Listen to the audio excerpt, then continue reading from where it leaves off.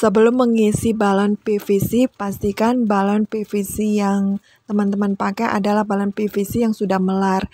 Ini biasanya di toko online shop itu sudah ada yang dijual dalam kondisi melar. Jadi kita tinggal tiup balon tersebut, tidak perlu ditarik-tarik, dan kondisinya sudah ngembang full, bentuknya bulat sempurna. Jadi teman-teman tidak perlu narik-narik seperti balon PVC yang belum ditarik sama sekali.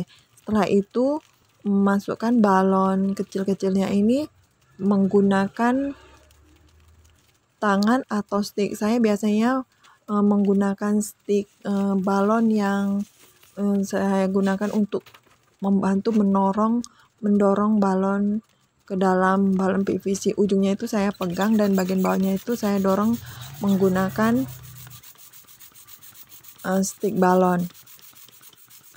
Untuk pompanya saya menggunakan 2 pompa sekaligus. Pertama pompa listrik, yang kedua pompa manual. Pompa listrik saya gunakan untuk mengisi angin ke dalam balon PVC. Pompa manual saya gunakan untuk mengisi angin ke dalam balon yang kecil-kecil. Kenapa tidak menggunakan salah satunya saja? Sebenarnya bisa sih, tergantung teman-teman saja. Kalau saya menggunakan pompa listrik hanya untuk balon PVC karena pompa listrik ini kan sedikit mengeluarkan panas ya. Kalau teman-teman tidak cepat-cepat untuk mengisi atau mengisi angin ke dalam balon kecil-kecil itu dengan cepat, takutnya uap panas dari pompa listrik ini lama tinggal di dalam balon dan bisa menyebabkan balon itu pecah. Makanya saya hanya menggunakan pompa listrik ini untuk balon PVC dan pompa manual untuk balon kecil-kecil.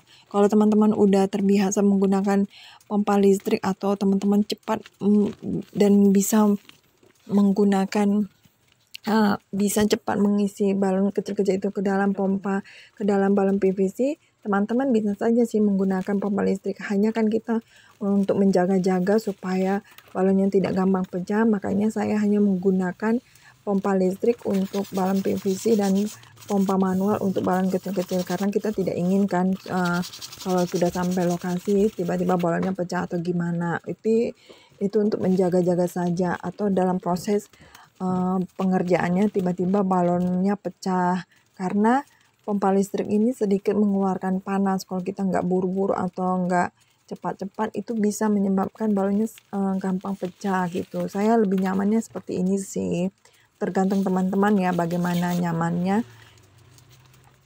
Sebenarnya bisa panas karena kita meniup di balon yang sama. Jadi kalau misalnya kita pakai pompa listrik meniup 5, apalagi balon kecil-kecil itu kan banyak kan, bisa 5 atau 6 yang kita pakai pompa listrik di tempat yang sama, uapnya itu masih terkumpul di satu tempat, kecuali pompa satu-satu ya, dia beda. Setelah diisi, saya meniup kembali dengan pompa listrik karena mungkin ada dari balon PVC-nya itu yang keluar, dan setelah itu diikat seperti ini, ujungnya itu ditahan dan ekornya itu ditarik sehingga bisa untuk mengikat balonnya, karena ekornya itu kadang ada kecil kan, jadi harus ditarik dengan cara ujungnya itu ditahan dan ekornya ditarik. Kemudian dipakai kap balonnya seperti ini. Untuk kap balon harus menggunakan kap balon yang besar ya, karena ada juga kap balonnya itu yang kecil. Kalau menggunakan kap balon yang kecil, dia tidak bisa menahan balon yang ukurannya besar seperti ini, apalagi kalau isi di dalam balonnya itu banyak, apalagi kalau misalnya ada isi uang dan sebagainya, harus menggunakan kap yang besar.